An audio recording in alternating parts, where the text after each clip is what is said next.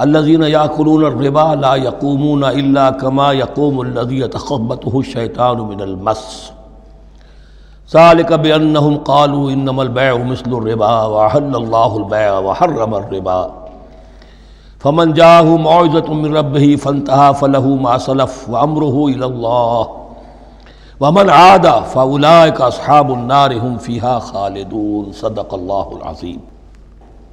ابھی سورہ مبارکہ کا وہ رکوع ہم پڑھ رہے ہیں کہ جو آج کے حالات میں اہم ترین ہے، اس لیے کہ اس دور میں اللہ کے خلاف بغاوت کی سب سے بڑی شکل تو ہے غیر اللہ کی حاکمیت کا تصور۔ سب سے بڑا شرک یہ ہے، نفسیاتی اعتبار سے سب سے بڑا شرک مادے پر توکل، بتوں سے تجھ کو امید خدا سے نومیدی، مجھے بتا تو صحیح اور کافری کیا ہے۔ لیکن یہ نفسیاتی اور داخلی بات ہے۔ خارجی اور واقعاتی دنیا میں سب سے بڑا شرک اس وقت وہ غیر اللہ کی حاکمیت، جو اب عوامی شکل اختیار کر گئی، عوامی حاکمیت۔ اور اس کے بعد اس وقت کے گناہوں میں، بدعملی میں سب سے بڑا فساد جو ہے وہ سود کی بنیاد پر ہے۔ سب سے بڑا فتنہ، سب سے بڑا فساد دنیا میں جو اس وقت سب سے بڑی شیطنت ہے، جو یہودیوں کے ذریعے سے پورے گلوب کو اپنی گرفت میں لینے کے لیے بیتاب ہے، وہ یہی ہے جو سود کا ہتھ کنڈا ہے، اس کی حرمت۔ الذین یاکلون الربا، اب ربا کا مسئلہ شروع ہو رہا ہے، جو سود کھاتے ہیں۔ وجہ کیا ہے؟ اصل مسئلہ ہے اس سرپلس ویلیو کا۔ آپ کا کوئی شغل ہے، آپ کی ملازمت ہے، آپ کما رہے ہیں، آپ کا خرچ پورا ہو رہا ہے، کچھ بچت بھی ہو رہی ہے۔ اب اس بچت کا اصل مصرف کیا ہے؟ یسألونک ماذا ينفقون قل العفو۔ اصل راستہ تو یہ ہے کہ اس کو دے دو اللہ کی راہ میں، یا محتاجوں کو یا اللہ کے دین کو۔ لیکن اب جو سود خورانہ ذہنیت ہے وہ یہ کہ اس بچت کو بھی مزید کمائی کا ذریعہ بناؤ، یہ سود خورانہ ذہنیت ہے۔ لہذا اصل میں سود خوری انفاق کا کی ضد ہے، اور یہ عقدہ مجھ پر کھلا جبکہ القرآن یفسر بعضہ بعضا، اس اصول کے تحت جب سورہ روم کی آیات کا میں نے مطالعہ کیا، وہاں یہی شکل آپ کو نظر آئے گی کہ ان دونوں کو مقابلے میں لایا گیا ہے، اللہ کی رضا جوئی کے لیے انفاق اور ربا، سود پر رقم دینا۔ وما آتیتم من ربا لیربو فی اموال الناس فلا یربو عند اللہ، جو کچھ تم دیتے ہو سود پر کہ وہ بڑھے لوگوں کے مال میں، محنت وہ کر رہا ہے اور آپ اس کی کمائی میں سے آپ وصول کر رہے ہیں اپنے اس سرمایہ کی وجہ سے۔ تو یہ گویا کہ آپ کا مال اس کے مال میں اس کی محنت سے بڑھ رہا ہے۔ الذی ما آتیتم من ربا لیربو فی اموال الناس فلا یربو عند اللہ، اللہ کے ہاں بڑھوتری نہیں ہوتی۔ وما آتیتم من زکاۃ تریدون وجہ اللہ فاولئک هم المضعفون، اور وہ جو تم زکوٰۃ اور صدقات میں دے دیتے ہو اللہ کی رضا جوئی کے لیے، تو وہ ہیں جو دوہرے چوہرے کر رہے ہیں، ان کا مال بڑھ رہا ہے، اس کی بڑھوتری ہو رہی ہے۔ تو انفاق فی سبیل اللہ، صدقات، زکوٰۃ، اس کے بالمقابل، اس کے برعکس ہے اپنی اس بچت کے مال کو، اور آپ کو معلوم ہے آج کی بینکنگ سسٹم کا سب سے زیادہ زور بچت کی اسکیم، اور یہ سب کا سب جو ہے در حقیقت saving bank, saving account, save کرو، لیکن سیو کرو مزید کمانے کے لیے۔ سیو جو ہے اس لیے نہیں ہے کہ اپنا پیٹ کاٹو اور غربا کو دو، اپنا سٹینڈرڈ آف لیونگ کم کرو اور اللہ کے دین کے لیے خرچ کرو، یہ نہیں، بلکہ اس لیے کہ وہ جو تم بچاؤ وہ ہمیں دو، تاکہ وہ ہم سود پر زیادہ رقم، زیادہ شرح سود پر دوسروں کو دے اور تھوڑا شرح سود تمہیں دے دیں۔ اب اس کے برعکس الذین یاکلون الربا، جو لوگ سود کھاتے ہیں، لا یقومون الا کما یقوم الذی یتخبطہ الشیطان من المس، وہ نہیں کھڑے ہوتے مگر ان کی طرح سے کہ جن کو شیطان نے مخبوط الحواس بنا دیا ہو چھو کر۔ یہاں عام طور پر یہ سمجھا گیا کہ یہ قیامت کے دن کا نقشہ ہے، یہ قیامت کے دن کا نقشہ تو ہوگا ہی، اس دنیا میں بھی سود خوروں کا حال یہی ہے۔ اور اگر ان کا نقشہ دیکھنا ہو تو کسی سٹاک ایکسچینج کو جا کے دیکھ لیجئے، معلوم ہوگا دیوانے ہیں، پاگل ہیں، چیخ رہے ہیں، دوڑ رہے ہیں، بھاگ رہے ہیں، وہ انسان نہیں نظر آتے اس وقت جو بھی کچھ ہو رہا ہوتا سٹاک ایکسچینج کے اندر۔ مخبوط الحواس انسان جو ہے وہ ہو جاتا ہے، یہ سود خوری کی وجہ سے۔ الذین یاکلون الربا لا یقومون الا کما یقوم الذی یتخبطہ الشیطان من المس ذلک بانہم قالوا انما البیع مثل الربا. اور ان کے سب سے بڑھ کر مخبوط الحواس ہونے کا مظہر یہ ہے، یہ اس لیے کہ وہ کہتے ہیں کہ بیع بھی تو ربا کی طرح ہے، بیع بھی تو سود ہے. میں نے 100 روپے کا مال خریدا 110 میں بیچ دیا، 10 بچ گئے، یہ ربا ہے. ربا جائز ہے. 100 روپے کسی کو دیے اور 110 لیے، یہ سود ہو گیا. بھائی کیوں ہو گیا؟ 100 روپے کی شے دے دی، یہ 100 روپیہ دے دیا، کیا فرق پڑا؟ 10 لاکھ کا مکان بنایا، 4000 کے قرضے کے ماہانہ کرائے پر دے دیا، جائز ہو گیا.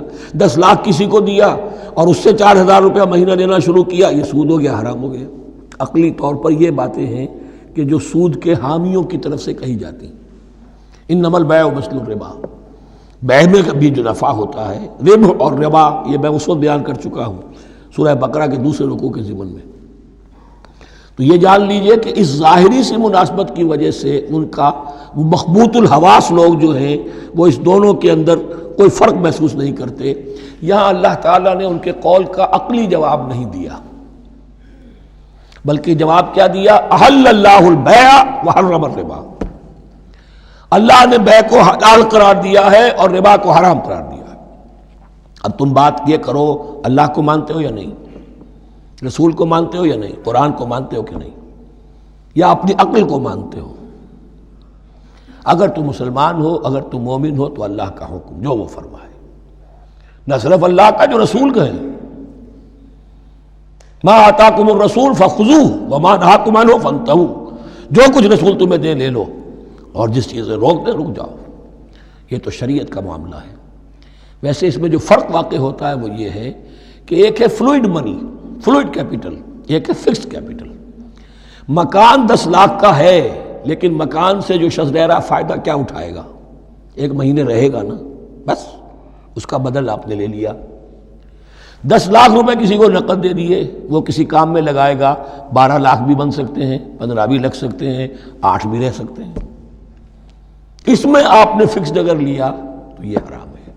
ان دونوں میں اگرچہ عام طور پہ کہا جائے گا یہ بھی کیپٹل ہے وہ بھی کیپٹل ہے، مکان بھی تو سرمایہ کی ایک شکل ہے، لیکن یہ فکسڈ کیپٹل ہے، اس کی شکل بدل نہیں رہی ہے. اس مکان میں تو ایک شخص رہ جائے گا، سکنا ہوگا، اس کی رہائش ہے، یا آپ کہیں گے اس کی ویئر اینڈ ٹیئر ہے تو اس کا آپ نے بدل لے لیا، بس ختم. لیکن وہ جائے گا، وہ مکان آپ کے لیے رہ جائے گا. لیکن یہ کہ 10 لاکھ جس کو دیا نقد، وہ کاروبار کرے گا، کچھ اور کہیں لگائے گا، اس کے اندر اضافہ بھی ہو سکتا ہے، کمی بھی ہو سکتی ہے. اس میں پھر فکسڈ پروفٹ لینا یہ ہے حرام، اور ان دونوں میں کوئی مناسبت نہیں. لیکن اللہ تعالیٰ نے یہ جواب نہیں دیا. جواب دیا احل اللہ البیع وحرم الربا فمن جاءہ موعظۃ من ربہ فانتہی فلہ ما سلف. تو جس شخص کے پاس اس کے رب کی طرف سے یہ نصیحت پہنچ گئی اور وہ باز آ گیا، رک گیا، فلہ ما سلف، تو جو کچھ پہلے وہ لے چکا ہے وہ اس کا ہے، وہ اس سے واپس نہیں لیا جائے گا، حساب کتاب نہیں کیا جائے گا کہ تم اتنا سود کھا چکے ہو واپس کرو. لیکن اس کا یہ مطلب بھی نہیں کہ اس کا کوئی گناہ ان پر نہیں ہوگا. وَأَمْرُهُ إِلَى اللَّهِ، اللہ کے حوالے رہے گا، معلق رہے گا. اللہ چاہے گا تو معاف بھی کر دے گا، اور اللہ چاہے گا تو پچھلے سود کے اوپر بھی اس کی سرزنش ہوگی. امرہ الی اللہ. ومن عاد، لیکن اس نصیحت کے آنے کے بعد بھی جس نے دوبارہ یہ حرکت کی، فاولئک اصحاب النار هم فیہا خالدون، تو یہ جہنمی ہے اور اس میں ہمیشہ ہمیشہ رہے گا. یمحق اللہ الربا ویربی الصدقات، اللہ تعالیٰ ربا کو مٹاتا ہے، دباتا ہے. اور ہمارے زمانے میں شیخ محمود احمد مرحوم نے ایک کتاب لکھی ہے مین اینڈ منی، اس میں ثابت کیا ہے جہاں جو یہ سود کا معاملہ چلتا ہے 3 چیزیں ساتھ ساتھ بڑھتی چلی جاتی ہیں. جتنا سود بڑھے گا ان امپلائمنٹ بڑھے گی، انفلیشن بڑھے گی، نتیجے میں انٹرسٹ ریٹ بڑھے گا. جیسے انٹرسٹ ریٹ بڑھے گا ان امپلائمنٹ مزید ہوگی، انفلیشن زیادہ ہوگی. اس سے وشس سرکل، اور اسی کے نتیجے میں تباہی ہو جاتی ہے، چھپی رہتی ہے وہ تباہی. وہ تو ایک ہی وقت میں بینک کرپٹ ہوگا، کوئی بینک، بڑے بڑے بینک جو ہیں دیوالے نکلیں گے. ابھی جو کوریا کا حشر ہو رہا ہے اور جو اس سے پہلے روس کا ہو چکا ہے، یہ سارا جو ہے یہ یوں سمجھیے شیش محل کی طرح ہے. اس میں تو ایک پتھر پڑے گا تو ٹکڑے ہو جائیں گے. ومن عاد فاولئک اصحاب النار هم فیہا خالدون یمحق اللہ الربا ویربی الصدقات. اللہ تعالیٰ پالتا ہے صدقات کو، پالتا ہے، بڑھاتا ہے اللہ کے ہاں. وہ آیت میں سنا چکا ہوں آپ کو، سورہ روم کی 39ویں آیت ہے یہ. وما آتیتم من ربا لیربو فی اموال الناس فلا یربو عند اللہ وما آتیتم من زکاۃ تریدون وجہ اللہ فاولئک هم المضعفون. واللہ لا یحب کل کفار اثیم. اور اللہ کو ہرگز پسند نہیں ہے وہ سب کہ جو ناشکرے ہیں اور گناہ گار ہیں. ان الذین آمنوا وعملوا الصالحات واقاموا الصلاة وآتوا الزکاة لهم اجرهم عند ربهم ولا خوف علیہم ولا هم یحزنون. ہاں جو لوگ ایمان لائیں اور نیک عمل کریں. نیک عمل میں ظاہر بات ہے جو شے حرام ہے اس کا چھوڑ دینا بھی لازم ہے، اور نماز قائم رکھیں، زکوٰۃ ادا کریں، ان کے لیے ان کا اجر محفوظ ہے ان کے رب کے پاس. ولا خوف علیہم ولا هم یحزنون. یا ایھا الذین آمنوا اتقوا اللہ وذروا ما بقی من الربا. اے ایمان والو اللہ کا تقوی اختیار کرو اور چھوڑ دو جو رہ گیا ہے سود میں سے. آج فیصلہ کر لو کہ جو بھی کچھ تم نے کسی کو قرض دیا تھا اب اس کا سود چھوڑو. یا ایھا الذین آمنوا اتقوا اللہ وذروا ما بقی من الربا ان کنتم مؤمنین. اگر تم مومن ہو. فَإِن لَمْ تَفْعَلُوا. اور اگر تم نے ایسا نہ کیا، باز نہ آئے، فَاعْذَنُوا تو کان کھول کر سن لو، بِحَرْبٍ مِّنَ اللَّهِ وَرَسُولِهِ اللہ اور اس کے رسول کی طرف سے اعلان جنگ. یہ الٹیمیٹم ہے اگر باز نہیں آتے سود سے. دیکھیے کسی اور گناہ پر یہ بات نہیں آئی، اللہ اور اس کے رسول کی طرف سے اعلان جنگ. وَإِن تُبْتُمْ فَلَكُمْ رُءُوسُ أَمْوَالِكُمْ. اگر تم توبہ کرو تو تمہارے جو اصل راس المال ہے وہ تمہیں لوٹا دیے جائیں گے. سود چھوڑ دو، راس المال واپس لے لو. لا تظلمون ولا تظلمون. نہ تم ظلم کرو سود لے کر اور نہ تم پر ظلم کیا جائے کہ تمہارا راس المال بھی دبا دیا جائے. لا تظلمون ولا تظلمون. وَإِن كَانَ ذُو عُسْرَةٍ. اور اگر تمہارا جو مقروض ہے وہ تنگی میں ہے، وہ تنگ دستی میں ہے، فَنَظِرَةٌ إِلَىٰ مَيْسَرَةٍ. تو انہیں انتظار کرو، پھر اسے مہلت دو کہ اس کی ہاں کشادگی پیدا ہو جائے، آسانی سے وہ آپ کی رقم، آپ کا قرض واپس کر سکے. لیکن اس سے بھی آگے وَأَن تَصَدَّقُوا خَيْرٌ لَكُمْ. تم صدقہ ہی کر دو. تمہارا بھائی غریب تھا، اس کو تم نے قرض دیا تھا، کچھ سود لے کر کھا بھی چکے ہو، اب جو ہے سود، اب تو باقی سود کو تو چھوڑا ہی ہے، اگر وہ راس المال بھی بخش دو اس کو، یہ انفاق ہو جائے گا، یہ قرض حسنہ اللہ کو ہو جائے گا، یہ تمہارا جو ہے ذخیرہ آخرت بن جائے گا.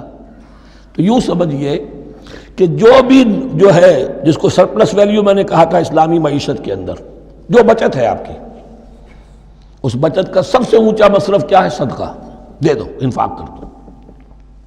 اس سے کم تر کیا ہے؟ قرض حسنہ.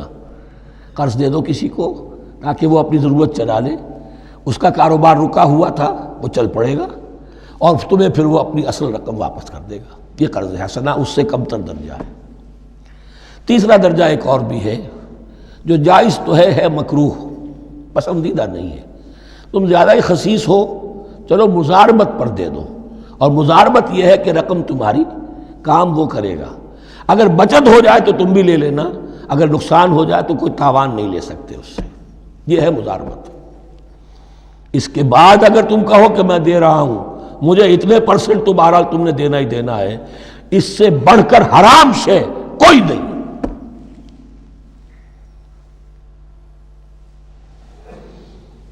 وَإِن كَانَ ذُو عُسْرَةٍ فَنَظِرَةٌ إِلَىٰ مَيْسَرَةٍ. تو اگر وہ ہے مقروض تمہارا، وہ تنگی میں ہے، پھر انتظار کرو، اسے مہلت دو اس کی کشائش تک.